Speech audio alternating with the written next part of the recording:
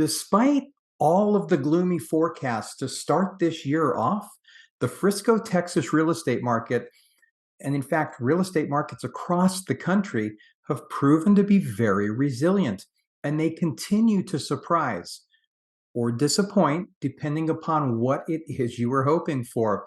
So now that the first half of the year is behind us, in this real estate market update for July 2023, I want to take a look at what we might expect to see in the second half of the year in terms of mortgage rates, housing supply, and home prices. So stick with me and we'll dive into that right now.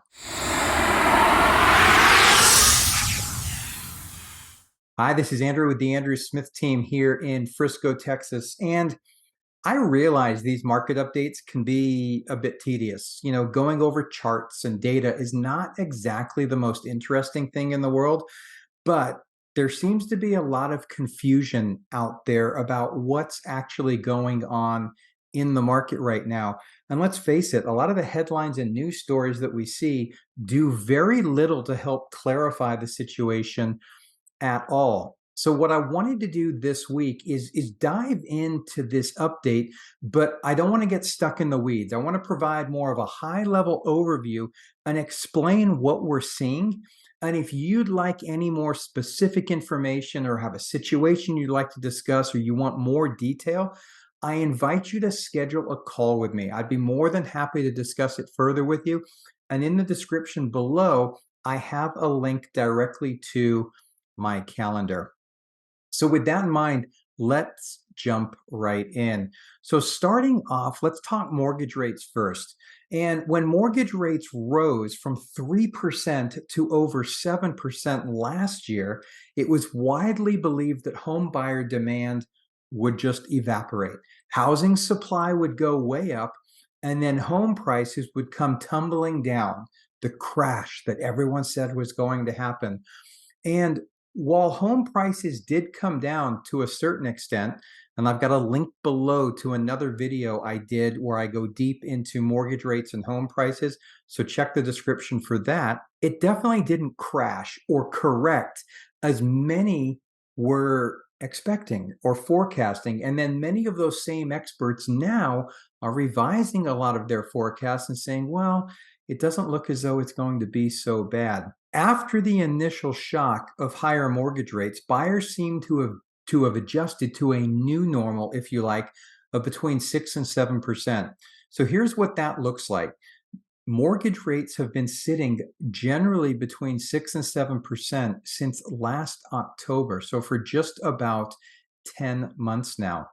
As mortgage rates have remained fairly stable during that time period, home sales have as well.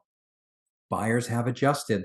And despite the headlines of year-over-year sales declines, those headlines are only partially true, because the fact of the matter is you can't sell what isn't for sale. So much of the reason that home sales are being reported as down, which they are, is because the supply of homes just isn't there to support sales at a higher pace. So with that, let's look at housing supply. So here's a quote from Lawrence Yun, the chief economist at NAR. And there's no doubt that, mortgage rates do impact home sales, but as Lawrence points out, housing supply does as well. So available inventory strongly impacts home sales too. Existing home sales activity is down sizably due to the current supply being roughly half the level of 2019. Well, wait a minute. What can that be? That's not what we're hearing. We keep hearing the opposite, but that's not exactly what's going on. So as a matter of fact, as mortgage rates rose, buyer demand was expected to fall, which it did, while housing supply was expected to increase, which it didn't. And here's what Tom Barkin, he's the president of the Federal Reserve Bank of Richmond, had to say about that. I didn't fully anticipate how much the move in interest rates would convince people not to put their houses on the market. So let's be honest. I mean, think about what he's saying there. If you're a homeowner right now with a low mortgage rate, And the vast majority of outstanding mortgages in the country right now are locked in at 4% or lower. Why exactly would you sell? Why would you sell a home with a mortgage rate of somewhere in the high 2s to 4% and switch it for a rate in the 7s? And the answer is you wouldn't unless you absolutely had to. And that's not happening. And as it was just mentioned, that's not what was expected. So here's a quick look at this chart here. This is showing the look, this is nationally, by the way, it's from realtor.com, and it's showing new listings going month by month, going all the way back to 2017. So what you're looking at, the dark blue line at the very bottom of this graph represents 2023.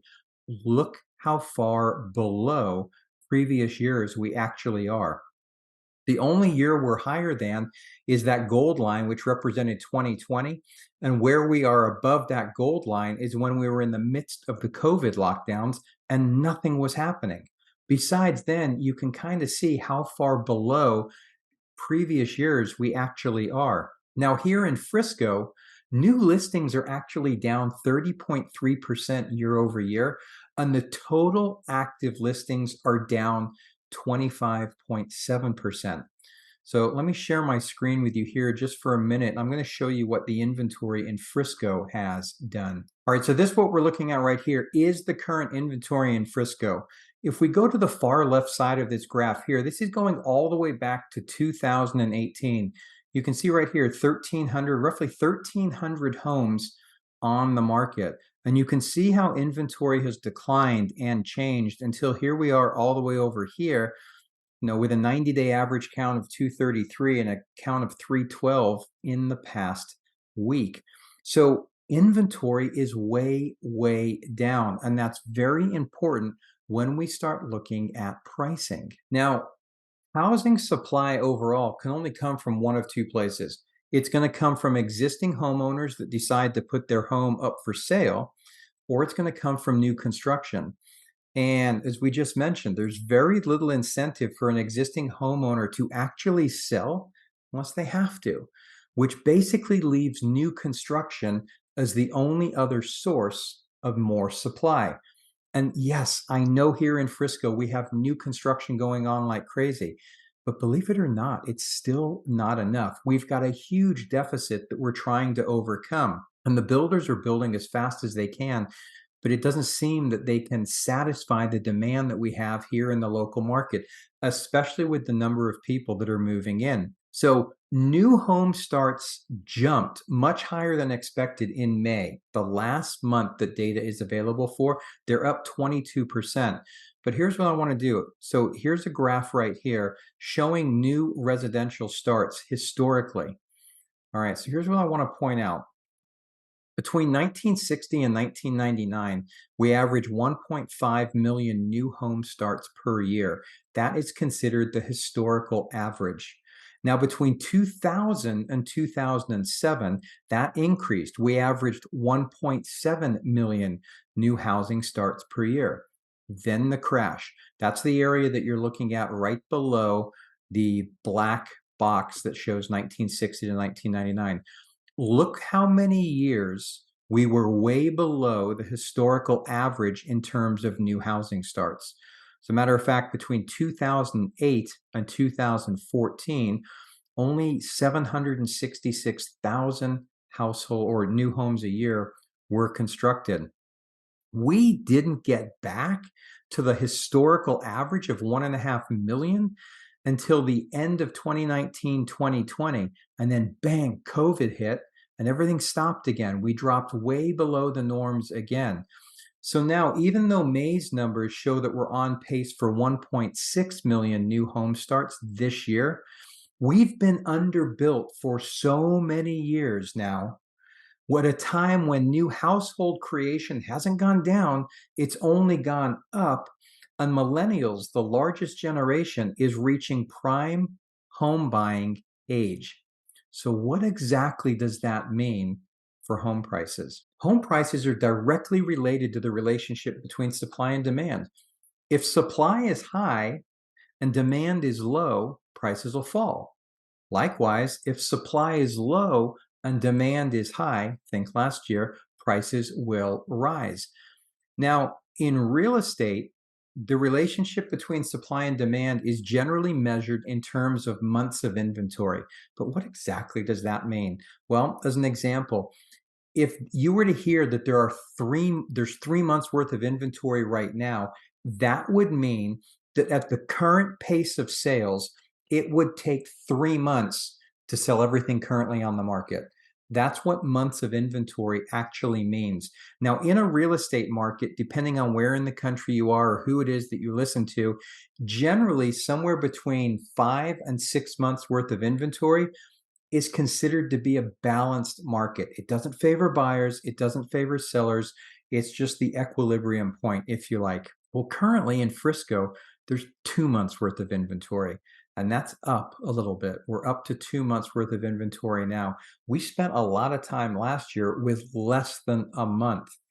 Now, as of June, even so, the median sales price in Frisco was 4.2% lower than it was in June of 2022. So if you look at it over the past year, year over year, we're still showing as being slightly negative in terms of home prices. But considering this time last year, prices were declining, and this year prices are trending upward, I fully expect that the year over year numbers are going to go positive probably in the next months or so. So, with that in mind, I'm almost going to wrap up here for you. I just want to share my screen once again and show you something with regards to list prices. Now, this graph right here is showing us the median list price. It's going all the way back to 2018 and trending, as you can see. But what I want to do is focus just in here.